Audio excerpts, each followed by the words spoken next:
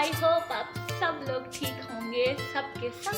तो थंबनेल देख के ठीक है आपको पता लग गया होगा आज हमने किस वीडियो के ऊपर बात कर। सबसे पहले मैं आपको अपना इंट्रो बता देती हूँ, ठीक है, जिन लोगों को नहीं पता मैं कौन हूँ। ये देखो, ये मेरे अकॉर्डिंग मेरे लिए एज अ बेस्ट पेपर। पहली बात नीट एंड क्लीन पे कैसी है, आपको आता सब कुछ है, आपको सब कुछ कॉन्सेप्ट डिटेल में पता है, बट आपने उस एग्जामिनर के सामने अपने वर्ड्स को या फिर अपने आंसर को कैसे अच्छे ढंग से पिरोया है।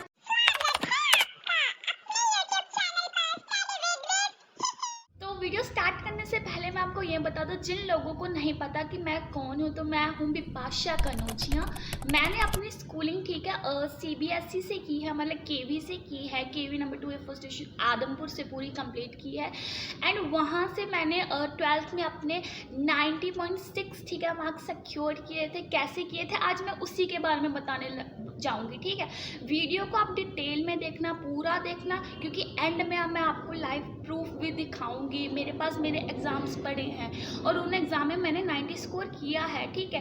कॉलेज के लिए भी बहुत सारे ये बेनिफिशियल वीडियो होने वाले हैं, क्योंकि कॉलेज का भी मेरे पास पेपर है, स्पेशली मेरे पास हिस्ट्री का होगा, तो वो मैं आपको आगे दिखाऊंगी कि कैसे मैंने वहाँ पे प्रेजेंटेशन दिखा के ठीक है नंबर सिक्योर किए हैं। टीचर को से मजबूर कर दिया था कि मेरे को नंबर चाहिए ही चाहिए। तो वो कौन कौन सी चीज़ें थी आज हम उसके बारे में ठीक है बात करेंगे। तो सबसे पहली जो हमारी ट्रिक है वो है मटेरियल। देखो आप कौन से मटेरियल से पढ़ते हो। देखो अगर मैं 12th के लेवल पे बात करूँ, देखो मैं आगे कॉलेजेस का भी बताऊँ कि आप कॉलेज के बच्चे भी इनको सुन सकते हो, ठीक है। आगे मैं आपको पेपर दिखाऊंगी, अपने वीडियो को पूरा देखना, मैं आपको पूरे पेपर्स दिखाऊंगी, आप खुद मान जाओगे कि हाँ प्रेजेंटेशन तो इम्पोर्टेंट होती है। तो सबसे पहला हमारा पॉइंट क्या है, मटीरियल। देखो मटीरियल के साथ टच में रहना, अपने सिलेबस के साथ टच में रहना बहुत ज़्यादा इंपॉर्टेंट होता है। किसी बच्चे कोई भी बच्चा अगर आपका पढ़ रहा है, ठीक है, आउट ऑफ मटेरियल पढ़ेगा, तो एग्जामिनर ने क्या करना, हाँ आपको अच्छी नॉलेज है, बट एग्जामिनर को क्या चाहिए, टू द पॉइंट आंसर चाहिए, ठीक है। इतना ज़्यादा वो नहीं चाहिए कि आप एक्स्ट्रा लिख के आओ। तो मटेरियल बहुत ज़्यादा इंपॉर्टेंट होता है। कौन सा मटेरियल, अगर आप 12th में हो तो मैं तो आपको यही सजेस्ट करूँगी कि आप सिर्फ NCERT को पकड़ के रखो, उसे इस तरह पी जाओ ना कि कोई भी क्वेश्चन आए आपको पता होना चाहिए कि हाँ ये क्वेश्चन इस बुक के इस पेज से लिया गया है। ये इतनी चीज़ आपको डिटेल में पता होनी चाहिए। वैसे अगर आप प्रैक्टिस करोगे तो ये आपके पास हो ही जाएगा। अगर आपको कुछ एक्स्ट्रा वहाँ पे ऐड करना है तो मैं अगला आपको सजेशन दूंगी गूगल आपकी बहुत ज़्यादा हेल्प करता है। देखो डायग्राम्स के लिए, फ्लो चार्ट्स के लिए ज़्यादातर गूगल्स में जाओ, ठीक है। अब तो वीडियोस भी डाल दी हैं यूट्यूबर्स ने कितनी सारे कि आप कैसे पेपर अटैम्प्ट कर सकते हो, गूगल में कैसे ठीक है जाके फ्लो चार्ट सर्च कर सकते हो।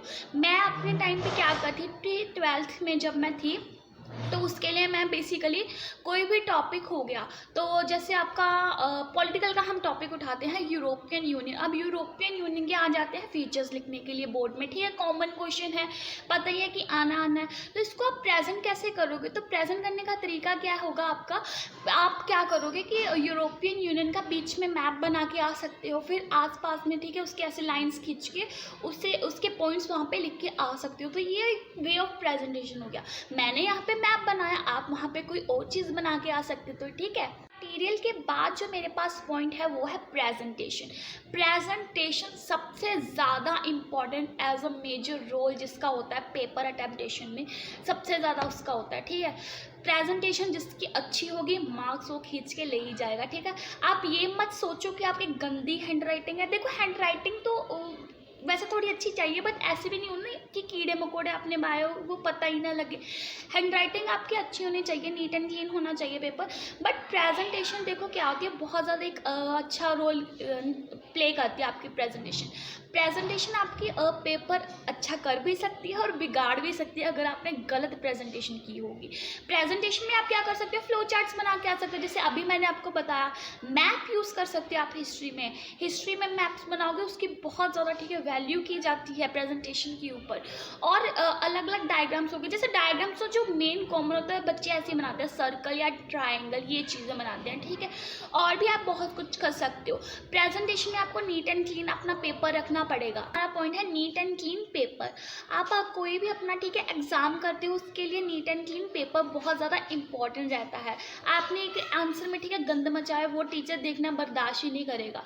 आप खुद सोचो, ठीक है, जो एग्जामिनर होता है उसको कॉपी चेक करने के पैसे मिलते हैं। तो एग्जामिनर के सामने अपना गंदा पेपर रखोगे, ठीक है, कटिंग जिसमें बहुत ज़्यादा होगी, तो वो आपके लिए वैसे ही डिसएडवांटेज बन जाएगा, वो आगे चल के आपके लिए मार्क्स नहीं लेके आएगा।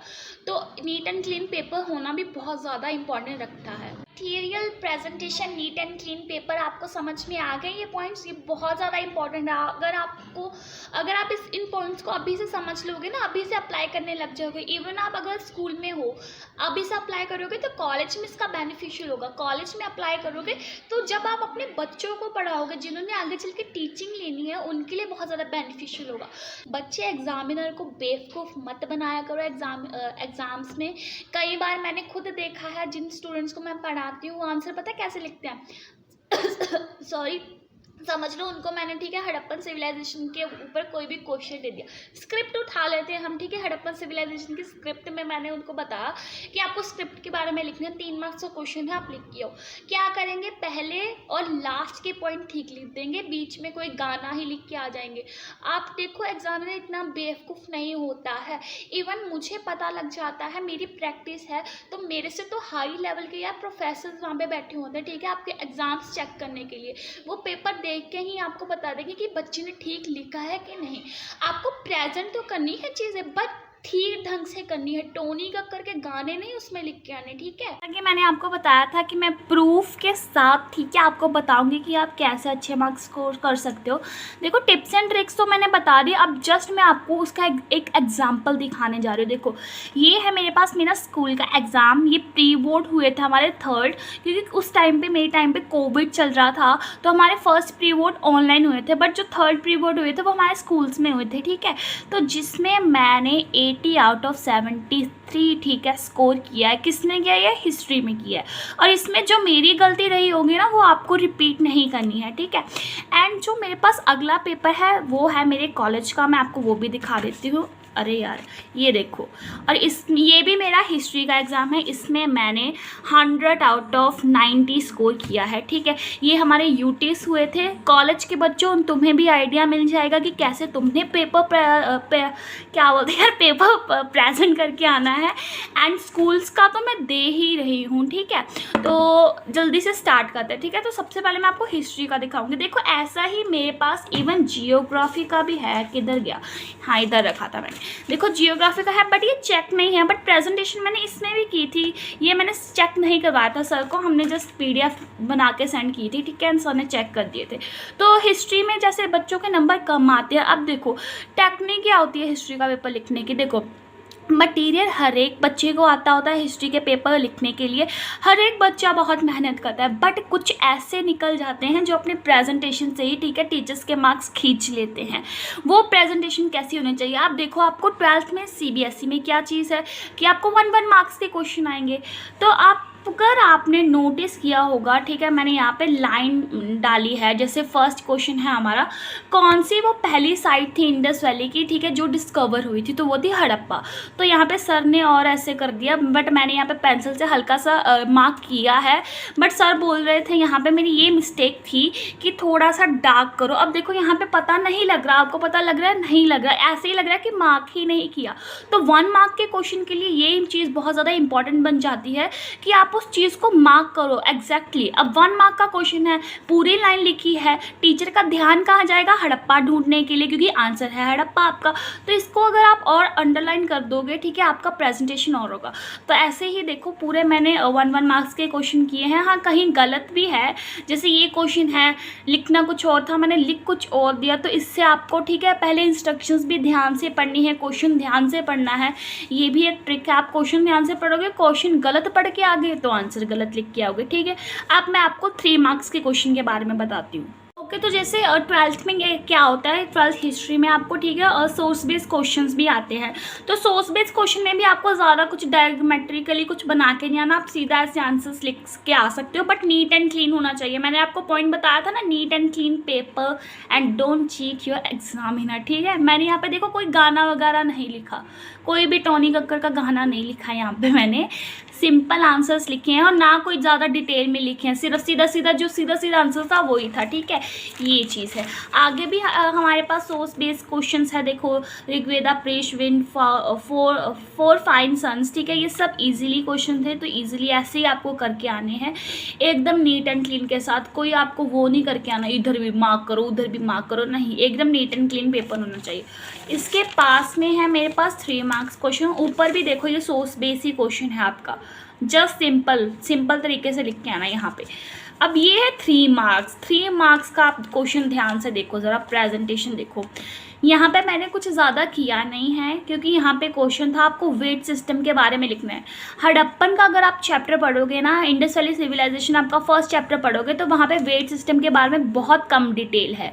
और यहाँ पे मैंने उस कम डिटेल को ही देखो पॉइंट्स में लिख के कैसे 3 मार्क्स के अकॉर्डिंग कर दिया है। तो ये भी टेक्निक होती है, बुक में जो चीज़ कम बताई है आप में वो कितना पोटेंशियल है उसको खींचने के लिए, ठीक है, कितना आप उस आंसर को खींच सकते हो। देखो ध्यान से देखो और पॉइंट्स देखो, पॉइंट्स बनाए हैं।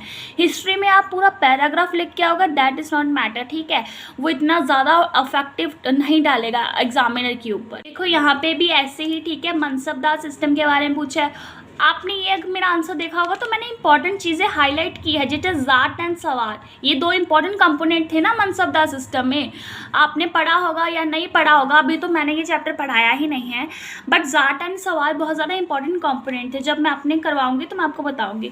और इसको और अच्छा बनाने के लिए मैंने यहाँ क्या किया है, देखो एग्जाम्पल लिखा है, ठीक है, मनसबदार सिस्टम को और अच्छे बताने के लिए मैंने यहाँ एग्जाम्पल लिखा है, आप लिख के आ सकते हो। इससे भी क्या आपके मार्क्स इंक्रीज होंगे, गिरेंगे तो नहीं।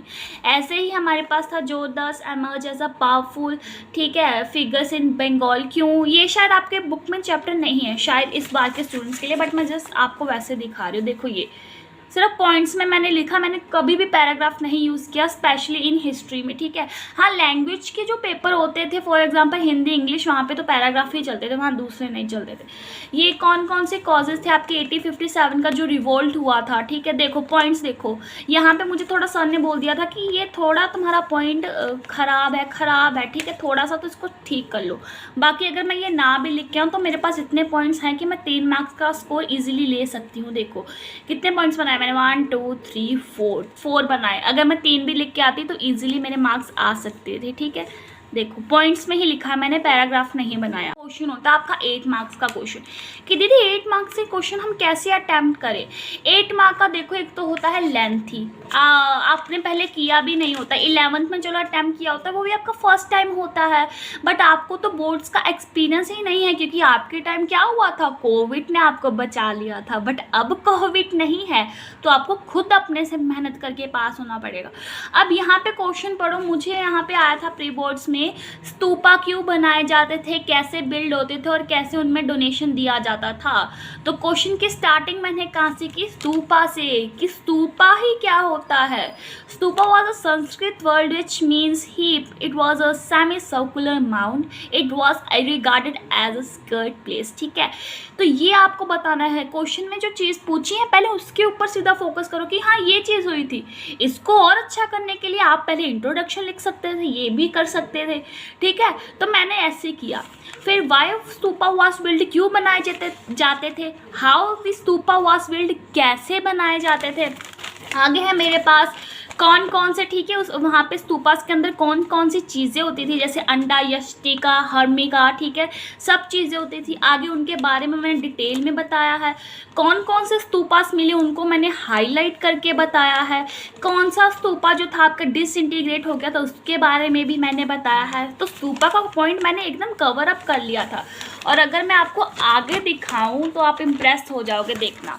स्तूपा का खत्म हो गया तो ये इस चीज़ की मैं बात कर रही थी, देखो पता लगा आपको इस चीज़ की, ये होती है प्रेजेंटेशन। अगर मैं सीधा वो लिख के आ जाती तो एग्जामिनर इतना ज़रा इम्प्रेस नहीं होता, बट ये चीज़ जो मैंने कर दी ना कि स्तूपा बना के आ गई, देखो मैं है सिंपल ही, बुक में अब मुझे पता है थोड़ा डिफ़िकल्ट बना है, आप अपने से सिर्फ अगर आपको कॉन्सेप्ट क्लियर होगा आप अपने से भी बना के आ सकते हो, ठीक है। तो ये आपको 8 मार्क्स से क्वेश्चन ऐसे कवर अप करने हैं।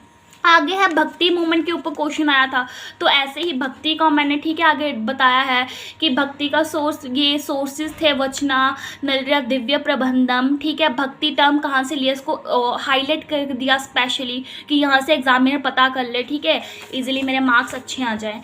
बाकी मैंने देखो पूरा पॉइंट में लिखा है, इवन 8 मार्क्स का क्वेश्चन भी मैंने पॉइंट में लिखा है। तो यही था आपका हिस्ट्री का पेपर स्कूल्स के लिए। अब मैं आपको कॉलेज लेवल पे ठीक है थोड़ा सा बताती हूँ। ये देखो, ये मेरे अकॉर्डिंग मेरे लिए एज अ बेस्ट पेपर है मेरा, क्योंकि जब मैं ये पेपर अपने स्कूल के टीचर के पास लेके गई थी तो उन्होंने मुझे बोला था हाँ पेपर तो अच्छा किया है, तो ये अंदर से एक फीलिंग आती है। देखो मैंने स्कूल में ही वो प्रेजेंटेशन वाली चीज़ पकड़ ली थी, तो मुझे कॉलेजेस में आके इतना डिफ़िकल्ट नहीं होता। इवन बच्चे भी पूछते हैं ठीक है प्रेजेंटेशन कैसे करें हम, तो ये चीज़ है। देखो हिस्ट्री में यहाँ पर भी मेरे 100 आउट ऑफ 90 आए हैं, ईजिली आए हैं।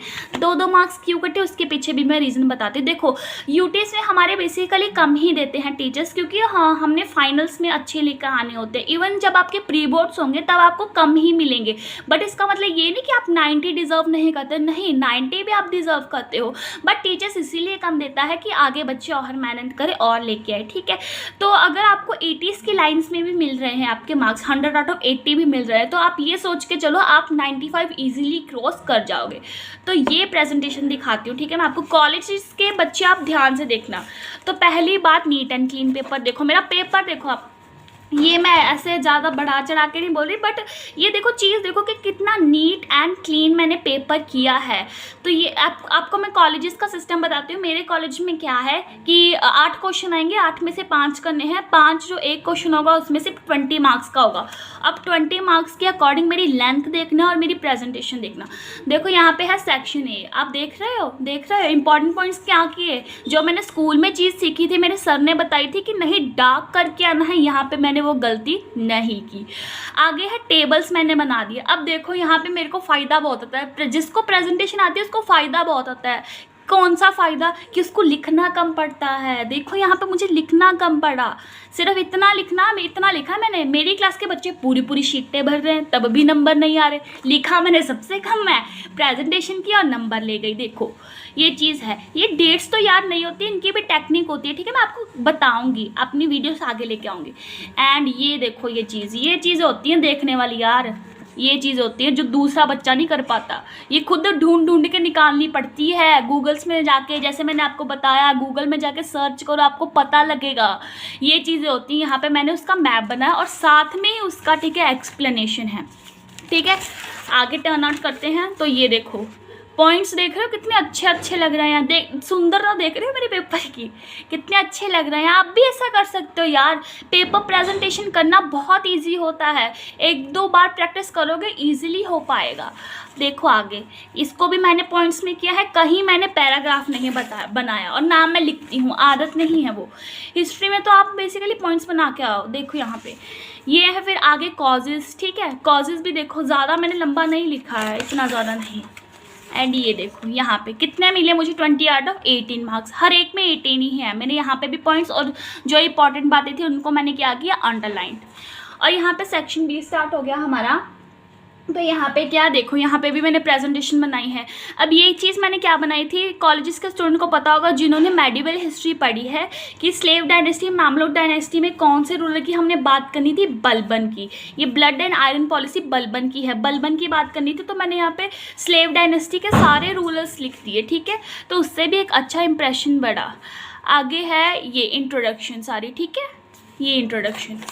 फिर आगे है ये पॉइंट्स, देखो पॉइंट्स ही हैं, सारा खेल पॉइंट्स का है।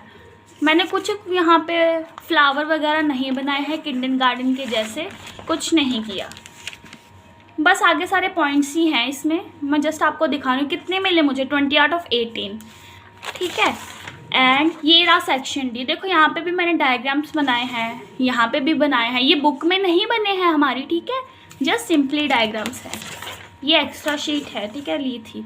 ये मत सोचना दोबारा पेपर आ गया, ये एक्स्ट्रा शीट है, इसमें भी ऐसे ही किया है। ऐसे किए हैं। हाँ, एक बात मैं आपको बताती हूँ, कई बच्चे पता क्या करते हैं, हिस्ट्री में अपने आप को बहुत ज़्यादा तेज समझते हैं, तो वो क्या करेंगे, यहाँ पे भी लाइन मारेंगे, यहाँ पे भी लाइन मारेंगे, टीचर को बेवकूफ़ बनाने के लिए कि हमें लिखना कम पड़े। देखो यार, यहाँ पे लाइन मारो ठीक है, यहाँ पे इतने ज़्यादा वो नहीं होते कि आप लाइन मार के आओ। हाँ, जिसको नहीं आता वो मार सकता है, बट इससे ही आपका इंप्रेशन पड़ जाता है कि बच्चे को कुछ आता नहीं। मैं सीधी बता दूँ, ऐसे करके आओगे तो वो तुम इम्प्रेशन उसको खुद दे रहे हो टीचर को कि तुम्हें नहीं आता, बड़ा बड़ा, ठीक है, नहीं आता। तो ये देखो, ये दिन-ए इलाही पॉलिसी थी, मैंने लिखी है। फिर ये दिन-ए इलाही का मतलब क्या था, ऐसे कर सकते हो। जिन्होंने अंडरलाइन नहीं करना वो बॉक्स बना लो, बॉक्स भी इजीली बना सकते हो। 20 आउट ऑफ 18 यहाँ पे स्कोर किए हैं। ये देखो डायग्राम, मेरे पास टाइम कम था, लिख नहीं हो रहा था, सिर्फ 15 मिनट बचे थे, तो मैंने डायग्राम छेप दी, ठीक है, मेरे से लिख नहीं हो रहा था ज़्यादा। ये देखो diagram, causes of the failure, सारा कुछ, ये सारी कुछ ऐसी हैं। आगे तो बस सिंपल ऐसे मैंने जस्ट क्या किया, पॉइंट्स बना के लिखा है। मेरा पेपर भी बेचारा फट गया, इतनी देर का संभाल कर रखा था। 20 आउट ऑफ 18 स्कोर, बस यहीं तक किया, ठीक है। तो ये जस्ट थी मेरी प्रेजेंटेशन। मैं जस्ट ये आपको वीडियो इसलिए बनाना ज़रूरी समझ रही थी क्योंकि देखो आगे हैं आपके पेपर्स, तो मैं जस्ट आपकी हेल्प ही करना चाह रही थी कि आपकी हेल्प हो पाए, ठीक है। मेरे पास एक जियोग्राफी का भी पेपर बचा, मैं आपको उसका भी थोड़ा बता देती हूँ। देखो यहाँ पे 1 मार्क्स के क्वेश्चन है, वैसे ही करने हैं, अंडरलाइन करना है। यहाँ पे भी देखो मैंने गलती की, अंडरलाइन नहीं किया।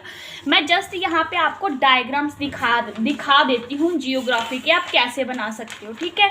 देखो जियोग्राफी का पेपर मेरा चेक नहीं है, तो दिखाने का इतना ज़्यादा मज़ा नहीं आएगा यार, क्योंकि आप बोलोगे गलत है। देखो ये बच्चों ने पढ़ा होगा, ठीक है, पॉपुलेशन चार्ट पढ़ा होगा, आपकी बुक में है, तो आप ऐसे बना के आ सकते हो पेपर्स में अपने, ठीक है, ऐसे फ्लो चार्ट्स बना के आ सकते हो। देखो जियोग्राफी में ऐसे 3D डायग्राम्स बना के आओगे तो तब आपको मार्क्स और मिलेंगे। मैं अपने कॉलेज के टीचर से पूछूंगी क्या मेरा पेपर है, क्योंकि मैंने वहाँ पे 3D डायग्राम्स बनाए थे, मुझे स्कूल में ये चीज़ नहीं पता थी। ऐसे ही है, बस मैंने लिखा है और कुछ नहीं, पॉइंट्स में लिखा है। तो ठीक है, इसी के साथ आपकी वीडियो भी ख़त्म होती है। आई होप आपको थोड़ी बहुत यार हेल्प मिली होगी, ठीक है, ज़्यादा नहीं तो थोड़ा सा तो आपको आइडिया हुआ होगा कि आपने पेपर अटैम्प्ट कैसे करना है। और हाँ, अगर आपको मेरी वीडियो ये अच्छी लगी तो इसे लाइक शेयर एंड सब्सक्राइब मत करना भूलना, ज़रूर कर देना। और जितना हो सके अपने फ्रेंड्स के साथ शेयर करना, शेयर करने से कुछ नहीं घटता, नॉलेज इंक्रीज़ होती है आपकी, ठीक है। और इसी के साथ मैं और बेनिफिशियस वीडियो आपके लिए लेके आती रहूँगी। इसी के साथ हम मिलते हैं अगली वीडियो में। Bye bye.